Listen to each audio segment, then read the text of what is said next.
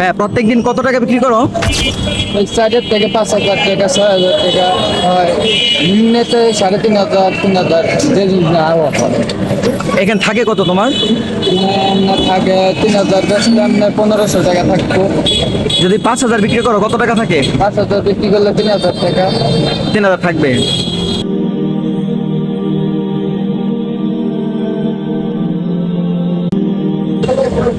আসসালামু আলাইকুম রহমতুল্লাহ। আমি আসলে এখন থেকে মানে যারা হালাল ভাবে টাকা ইনকাম করে তাদেরকে নিয়ে টুকটাক ভিডিও আপলোড করবো। লাইক যারা হচ্ছে এমনিতে চানাচুর বিক্রি করে, তারপর বাদাম বিক্রি করে, এরকম আরো যারা আছে, এই যে ভাইদের মতো যারা আছে, আমাদের মতো যারা আছে, হালাল ভাবে টাকা ইনকাম করে, কষ্ট করে টাকা ইনকাম করে।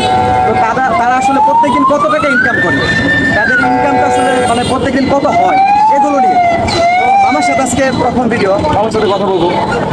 তুমি প্রত্যেকদিন মানে এমনিতে স্বাভাবিকভাবে কত টাকা ইনকাম করো? 1,000-1,100।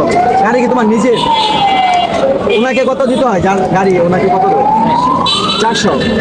প্রত্যেকদিন তুমি মানে 1,200 বা 1,000 টাকা ইনকাম করো, এখান থেকে 400 হবে দাও, বাকি তোমার নিজের কাছে হয়তো 500-600 টাকা থাকে। তো মামার প্রত্যেকদিন ইনকাম হচ্ছে 600 টাকা করে।